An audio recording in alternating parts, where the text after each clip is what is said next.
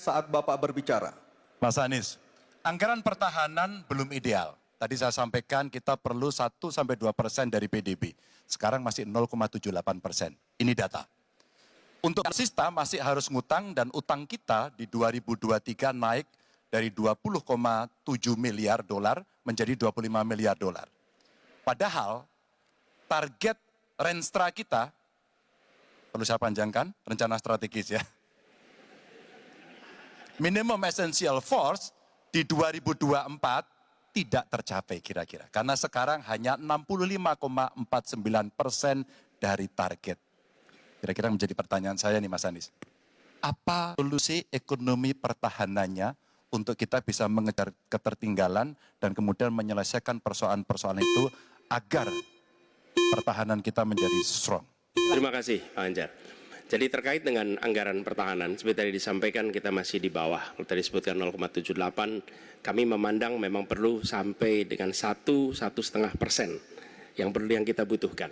Dan untuk itu, maka kita harus memperbesar GDP kita, memperbesar APBN kita. Karena itulah pertumbuhan ekonomi menjadi penting. Dengan pertumbuhan ekonomi yang merata dan berkualitas, harapannya maka kita memiliki masukan negara yang cukup.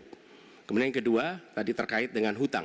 Hutang-hutang yang digunakan untuk aktivitas produktif yang meningkatkan kesejahteraan, menumbuhkan perekonomian.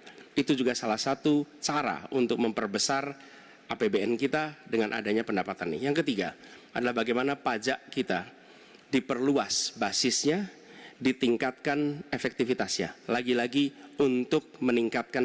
Namun tidak kalah penting adalah memastikan bahwa praktek-praktek koruptif yang membuat anggaran terserap tidak secara optimal itu ditiadakan. Dengan begitu, maka porsi yang kita miliki untuk sektor pertahanan akan bisa kita alokasikan.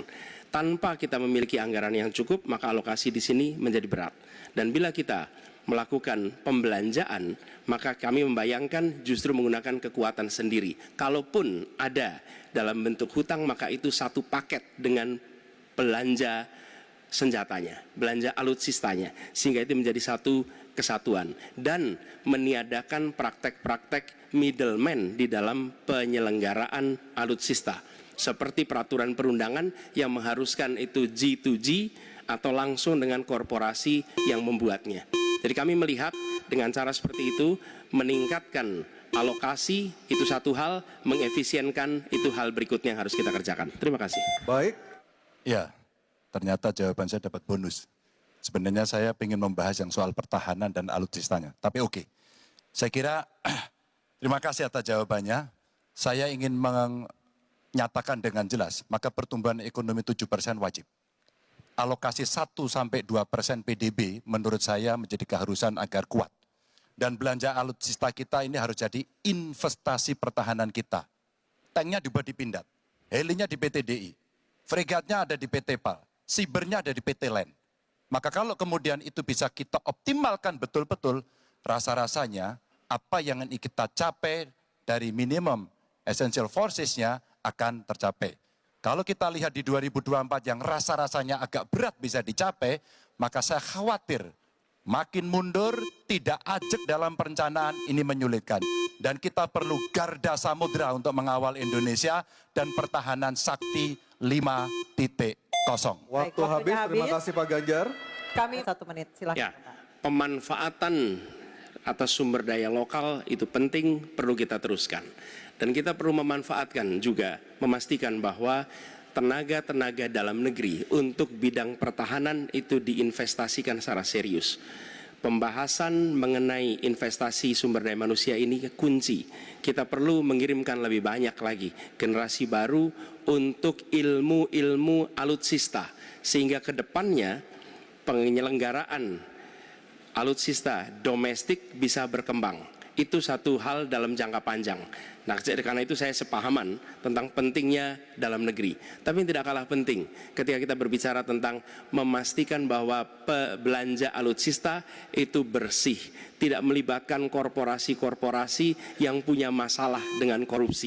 Dengan begitu maka bukan saja anggarannya efisien, tapi tidak bocor di dalam belanja alutsista. Baik, terima kasih Pak Anies, waktunya sudah habis. Mohon tenang Bapak dan Ibu sekalian, baru saja kita lihat nomor urut 3 dan 1 saling berhadapan dengan tanya jawab dan memberi tanggapan, dan selanjutnya sebetulnya untuk membahas mengenai belanja dari alutsista terutama yang berasal dari pinjaman luar negeri. Seperti diketahui bahwa Kementerian Pertahanan anggarannya adalah anggaran yang ada di dalam DIPA yang seperti hari ini disampaikan sama seperti kementerian yang lain.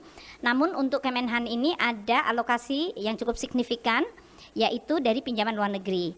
Untuk tahun 2020 hingga 2024, waktu itu sudah disetujui oleh Bapak Presiden 20,75 miliar US dollar untuk periode 2020-2024. Nah, kemarin karena adanya berbagai perubahan, maka alokasinya dinaikkan untuk 2024 menjadi 25,0 billion US dollar. Jadi terjadi kenaikan yang cukup signifikan dari 20,75 miliar US dollar ke 25 miliar US dollar. Itu yang kemarin disepakati. Sementara untuk sampai dengan tahun 2034 yaitu 3 Renstra tetap disesuaikan tetap sesuai dengan keputusan Bapak Presiden sebelumnya yaitu 55 miliar US dollar yang akan untuk memenuhi berbagai kebutuhan belanja alutsista dari pinjaman luar negeri selama 3 Renstra. Jadi dalam hal ini 2024 sampai 2029 nanti dan kemudian 2029 sampai 2034. Ini itu ya.